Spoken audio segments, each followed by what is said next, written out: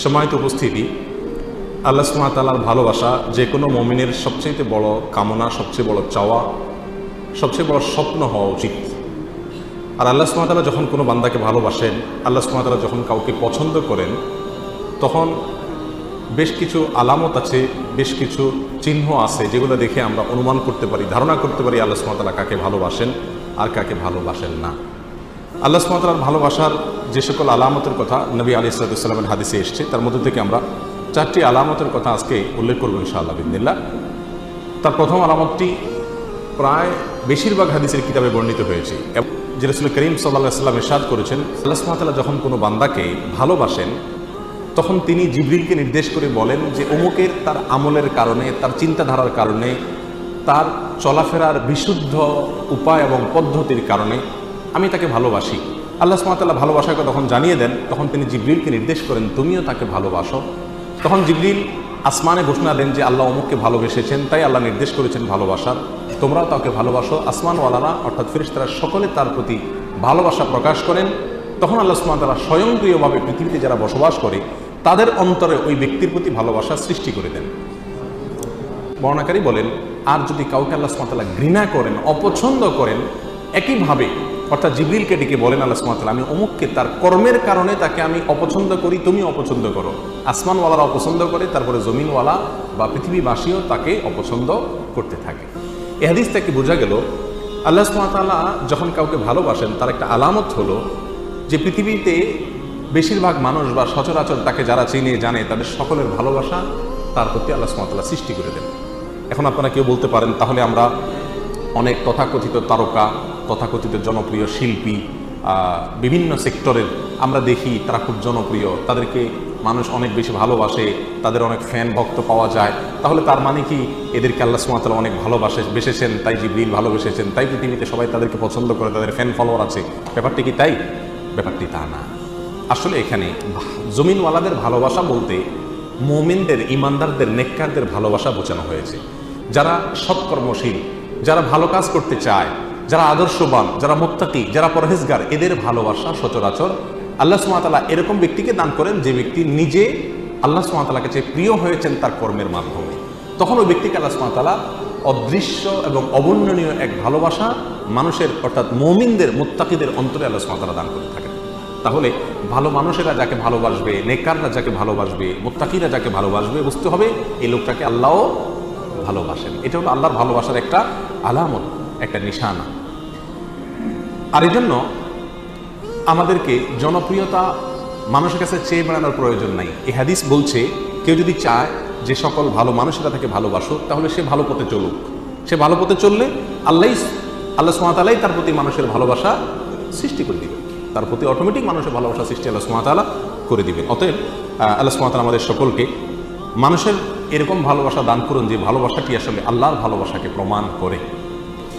Number 2, আল্লাহ সুবহানাহু ওয়া তাআলা যখন কোনো মানুষকে ভালোবাসেন, কাউকে পছন্দ করেন, সেটা আমরা কিভাবে বুঝবো? তার দ্বিতীয় আলামত হলো আল্লাহ যাকে ভালোবাসেন তাকে বিপদ আপদ দেন, তাকে মুসিবত দেন, তাকে কষ্ট দেন। এটা হলো একটা আলামত যে আল্লাহ সুবহানাহু ওয়া তাআলা ওই লোকটাকে ভালোবাসেন। এ বিষয়ে সুনানে তিরমিজির এক হাদিসে আসছে, রাসূল আকরাম সাল্লাল্লাহু আলাইহি ওয়াসাল্লাম ইরশাদ করেছেন, ওয়া ইন্নাল্লাহা ইযা আহাব্বা কওমান ইবতালাহুম, আর যখন আল্লাহ সুবহানাহু ওয়া তাআলা কোনো মানুষকে, কোনো জাতিকে ভালোবাসেন তখন তাদের পরীক্ষা নেন, তাদেরকে মুসিবত দেন, কষ্ট দেন, রোগে, শোকে, অসুবিধায় ফেলে নানাভাবে আল্লাহ সুবহানাহু ওয়া তাআলা তাদেরকে পরীক্ষা করেন। এই যে বিপদ আপদে ফেলে দেওয়া, এটা কিন্তু আল্লাহ সুবহানাহু ওয়া তাআলার ভালোবাসার একটি আলামত। ফামান রাদিয়া ফালাহুর রিদা ওয়া মান সাখাতা ফালাহুস সাখত। আল্লাহর এই দেওয়া পরীক্ষায়, কষ্টে যে ব্যক্তি সন্তুষ্ট হয়ে যায়, আল্লাহর ফয়সালাকে মেনে নেয়, ফালাহুর রিদা, তার জন্য আল্লাহর সন্তুষ্টি অবধারিত হয়ে যায়। আর যে ব্যক্তি আল্লাহর এই ফয়সালায়, আল্লাহর এই কষ্ট দেওয়ায় সে অসন্তুষ্ট হয়ে যায়, আল্লাহর ফয়সালাকে মেনে নিতে পারে না, রিদা বিল কাদা, ইমানের গুরুত্বপূর্ণ একটা পয়েন্ট, এই বিষয়টি যে অর্জন করতে পারে না, বরং হাহুতাশ করে, অস্থির হয়ে যায়, গালমন্দ শুরু করে দেয়, আল্লাহর ফয়সালাকে সে অ্যাভয়েড করে, হ্যাঁ আল্লাহ আর লোক দেখে নেই, আমার উপরে সব বিপদ আসে, এই টাইপের কথাবার্তা বলে, ফালাহুস সাখত, তখন ওই ব্যক্তির জন্য আল্লাহর পক্ষ থেকে অসন্তুষ্টি অবধারিত হয়ে যায়। আল্লাহ আমাদের মাফ করুন। তখন এই হাদিস থেকে বোঝা গেল আমাদের সমাজে অনেক লোক আছে যাদেরকে আমরা দেখি তারা বিপদে, আপদে, মুসিবতে, কষ্টে থাকে, তাদের কষ্ট দূর হয় না। আমরা অনেক সময় বলে ফেলি যে এই লোকটা আল্লাহর কাছে কত অপছন্দনীয়, কত আল্লাহ তাআলার কাছে অপ্রিয়। কত বড় নাফরমান হলে তার বিপদ আপদ দূর হয় না, আল্লাহ একের পর এক বিপদে ফেলছে। তাহলে বোঝা গেল এরকম মন্তব্য করা এটা মূর্খতা সুলভ মন্তব্য, এটা কোনো মুমিনের মন্তব্য না। বরং হাদিস থেকে বোঝা যায় ইন্নাল্লাহ ইযা আহাব্বা আবদান ইবতালাহ, আল্লাহ কোনো মানুষকে ভালোবাসলে তাকে পরীক্ষা নেন, তাকে বিপদ দেন, তাকে মুসিবত দেন। আমাদের জীবনে যখন বিপদ আপদ মুসিবত আসবে, এই হাদিসটা আমরা মাথায় রাখি যে এর মানে হলো আল্লাহ আমাকে পরীক্ষা করছেন, মানে আল্লাহ আমাকে ভালোবাসেন। পরীক্ষা তো তার জন্য যে রেজিস্ট্রেশন করে, যে ভর্তি হয়, যে যাকে শিক্ষক বা শিক্ষা প্রতিষ্ঠান যাকে নিজের মনে করে তারই পরীক্ষা নেয়। যাকে নিজের মনে করে না তার পরীক্ষার কোনো ব্যবস্থা থাকে না। আল্লাহ সুবহানাহু ওয়া তাআলা যার পরীক্ষা নিচ্ছেন, যাকে বিপদে ফেলছেন, এর মানে হলো আল্লাহ সুবহানাহু ওয়া তাআলা তাকে নিজের মনে করেন। আল্লাহ তাআলা তাকে তার বান্দা হিসাবে টেস্ট করেন, যাচাই করেন। আল্লাহ আমার জন্য আপনি যে ফয়সালা করেছেন সেটা আমি নিজের জন্য যেটা ফয়সালা করছি তার চাইতে বেটার হবে, এতে কোনো সন্দেহ নাই। কারণ আমার ভালো আমি যতটুকু বুঝি, আপনি তার চাইতে অনেক ভালো বুঝেন। অতএব আমার এই বিপদের মধ্যে কোনো কল্যাণ নিহিত আছে, এটাকে মেনে নিয়ে সন্তুষ্ট চিত্রে আল্লাহর ফয়সালাকে গ্রহণ করে নেওয়া, এটাই হলো মুমিনের পরিচয়। আল্লাহ সুবহানাহু ওয়া তাআলা আমাদেরকে ভালোবাসেন, তার প্রমাণ হবে আল্লাহর পক্ষ থেকে আমাদের জীবনে ছোট বড় বিভিন্নভাবে পরীক্ষা নেওয়া। আমরা জানি কোরআনে কারিমে আল্লাহ তাআলা বিভিন্ন নবী রাসূলদের ঘটনা বলেছেন। এর ভিতরে সবচেয়ে বেশি কঠিন পরীক্ষা যার জীবনে আসছে তিনি কোন নবী ছিলেন? ইব্রাহিম আলাইহিস সালাম। ইব্রাহিম আলাইহিস সালাম সম্পর্কে আল্লাহ সুবহানাহু ওয়া তাআলা কোরআনে কারিমে একাধিক জায়গায় বলেছেন কি কি পরীক্ষা নিয়েছেন। ওয়া ইয ইবতালা ইব্রাহিম, যখন আল্লাহ সুবহানাহু ওয়া তাআলা ইব্রাহিমের পরীক্ষা নিয়েছেন, ইব্রাহিমের পরীক্ষা আল্লাহ তাআলা নিয়েছেন। কেন ইব্রাহিমের পরীক্ষা নিয়েছেন? আল্লাহ তো ফেরাউনের পরীক্ষা নেন নাই, আল্লাহ তো বলেন না আল্লাহ নমরুদের পরীক্ষা নিয়েছেন, আল্লাহ এটা বলেন নাই কোরআনে কোথাও যে আল্লাহ আবু জাহালের পরীক্ষা নিয়েছেন, আবু লাহাবের পরীক্ষা নিয়েছেন। তারা তো স্টুডেন্টই না, তারা তো আল্লাহর বান্দাই না, নেককার বান্দাই না, মুমিন বান্দাই না, যার কারণে তাদের পরীক্ষা নেওয়ার প্রশ্ন নাই। যার জীবনে বিপদ আছে, ইমানদার যদি হয়ে থাকে তাহলে বুঝতে হবে সে আল্লাহর কাছে কোনো না কোনো কারণে প্রিয় হয়েছেন, আল্লাহ তাকে পরীক্ষা করছেন। বিধায় অস্থির এবং ব্যাকুল হওয়া যাবে না। আল্লাহ তাআলা আমাদের তৌফিক দান করুন। তাহলে দ্বিতীয় আলামতটি আমরা পেলাম আল্লাহর ভালোবাসা। তৃতীয়, আল্লাহ যখন আমাদের কাউকে ভালোবাসেন তার আলামত কি? এটা বড় জটিল আলামত, বড় কঠিন আলামত। তার আলামত হলো আল্লাহ সুবহানাহু ওয়া তাআলা তাকে দুনিয়া থেকে দূরে সরায় রাখেন, দুনিয়ার সাথে মিশে হাবুডুবু খেয়ে একাকার হয়ে যাওয়া থেকে আল্লাহ তাআলা হেফাজত করেন।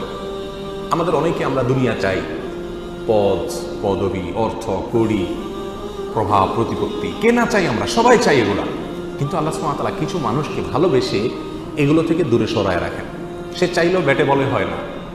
আল্লাহ সুবহানাহু ওয়া তাআলা তাকে দুনিয়া থেকে পরিকল্পিতভাবে বাই প্ল্যান ইচ্ছাপূর্বক আল্লাহ সুবহানাহু ওয়া তাআলা সরায় রাখেন। কেন? তার জন্য ওই জায়গায় গেলে ক্ষতি হবে। সে দুনিয়ার সাথে যদি মিশে যায় তাহলে সে ধ্বংস হয়ে যাবে। আল্লাহ সুবহানাহু ওয়া তাআলা তাকে বাঁচিয়ে রাখেন। এই প্রসঙ্গে সহিহ ইবনে হিব্বান, মুস্তাদরাক হাকিম, সুনানে তিরমিজি অনেকগুলো হাদিসের কিতাবে হাদিসটি বর্ণিত হয়েছে। রাসূল আকরাম সাল্লাল্লাহু আলাইহি ওয়াসাল্লাম বলেছেন, ইন্নাল্লাহা ইযা আহাব্বা আবদান হামাহুদ দুনিয়া কামা ইয়াহমি আহাদুকুম মারিদাহু আল মা লিয়াশফিয়া। তোমাদের কেউ তোমাদের প্রিয়জনরা অসুস্থ হলে যেই রোগে পানি টাচ করলে অসুবিধা হবে তাকে যেরকম পানি থেকে তোমরা বাঁচিয়ে রাখো, আল্লাহ যখন কোনো মানুষকে ভালোবাসেন তার আল্লাহর ভালোবাসার মানুষটাকে আল্লাহ তাআলা দুনিয়া থেকে এরকম বাঁচিয়ে রাখেন। দুনিয়া থেকে আল্লাহ সুবহানাহু ওয়া তাআলা এরকম বাঁচিয়ে রাখেন। এখন চিন্তা করেন আপনার জীবনের যত অপ্রাপ্তি, আমাদের জীবনের যত অপ্রাপ্তি, যত চাওয়া আমাদের পূরণ হলো না, আল্লাহ সুবহানাহু ওয়া তাআলা যদি এটা আমাকে পরিকল্পিতভাবে ভালোবাসেন বিধায় আমাকে এখান থেকে সরিয়ে রাখেন, তাহলে আমি যা হারালাম তার চাইতে পেলাম অনেক বড় কিছু। আল্লাহর ভালোবাসা পেলাম, আল্লাহর পছন্দনীয় মানুষের তালিকায় চলে গেলাম, অনন্ত অসীমকালের সুখ সমৃদ্ধি আমার হয়ে গেল। অতএব দুনিয়ার কোনো কিছু না পেলে মুমিন কখনো বিচলিত হয়ে পাগল করা হয়ে যাবে না। আমরা যে অস্থির হয়ে যাই এটা হলো আমাদের ইমানের দুর্বলতা, এছাড়া কিছু। আল্লাহ সুবহানাহু ওয়া তাআলা আমাদের সকলকে বুঝার তৌফিক দান করুন। এই বিষয়ে বেশ অনেকগুলো হাদিস পাওয়া যায়, আমি শুধু একটি উল্লেখ করলাম। একই অর্থের একই বিষয়কে প্রমাণ করে নানামুখী বিভিন্ন রকমের হাদিস পাওয়া যায়। এই সবগুলো হাদিসের খোলাসা কথা একটাই, আল্লাহ তার প্রিয় বান্দাদেরকে সচরাচর দুনিয়া থেকে একটু দূরে রাখেন। এর মানে কিন্তু আবার এটা না যে আল্লাহ তাআলা কাউকে দুনিয়া দিলে তার মানে আল্লাহর কাছে সে ঘৃণিত ব্যক্তি না। আল্লাহ তার প্রিয় বান্দাদের কাউকে দুনিয়া দিয়েছেন। যেমন ওসমান রাদিয়াল্লাহু তাআলা আনহু, তাকে আল্লাহ তাআলা দুনিয়া দিয়েছেন, আবার তাকে আল্লাহ ভালোবাসতেন। সুলাইমান আলাইহিস সালামকে আল্লাহ তাআলা দুনিয়া দিয়েছেন, আবার তাকে ভালোবাসতেন। দাউদ আলাইহিস সালামকে আল্লাহ তাআলা দুনিয়া দিয়েছেন, আবার তাকে ভালোবাসতেন। এভাবে বহু মানুষকে আল্লাহ সুবহানাহু ওয়া তাআলা দুনিয়া দিয়েছেন, আবার তাদেরকে ভালোবাসতেন। বিধায় যাদের পয়সা কড়ি আছে তারা সব আল্লাহর শত্রু এরকম মনে করারও কোনো কারণ নাই। তবে হ্যাঁ, সচরাচর বেশিরভাগ ক্ষেত্রে আল্লাহ সুবহানাহু ওয়া তাআলা যাদেরকে ভালোবাসেন তাকে দুনিয়া থেকে সরায় রাখেন। কারণ দুনিয়া যত দিবেন সে ভোগ করবে খুব সীমিত, হিসাব দিতে হবে অনন্ত অসীমকালে দাঁড়িয়ে অত্যন্ত কঠিন পরিস্থিতিতে। আল্লাহর ভালোবাসার আরেকটি আলামত হলো নেক কাজ করার সুযোগ পাওয়া। আল্লাহ যদি কাউকে নেক কাজ করার সুযোগ দেন, ভালো কাজ করার সুযোগ দেন, তৌফিক হয় ভালো কাজ করার, ভালো পথে চলার, এর মানে হলো আল্লাহ সুবহানাহু ওয়া তাআলা তাকে ভালোবাসেন। বিভিন্ন হাদিস থেকে আমরা জানতে পারি এই বিষয়টি। রাসূল আকরাম সাল্লাল্লাহু আলাইহি ওয়াসাল্লাম যেমন এক হাদিসে বলেছেন, আইয়ুরিদিল্লাহু বিহি খায়রান, আল্লাহ তাআলা কারোর কল্যাণ চান অথবা তাকে দিয়ে কল্যাণ করাতে চান, ইউফাক্কিহু ফিদ-দ্বীন, তাকে দ্বীনের বুঝ, দ্বীনের নলেজ, দ্বীনের ইলম আল্লাহ তাআলা দান করেন। দ্বীনের ইলম পাওয়া, ভালো কাজ করতে পারা, ইবাদত করতে পারা, এটাও আল্লাহ সুবহানাহু ওয়া তাআলার ভালোবাসা পাওয়ার অন্যতম একটি আলামত এবং লক্ষণ। আল্লাহ সুবহানাহু ওয়া তাআলা আমাদের সবাইকে তার প্রিয় পথে বাধ্য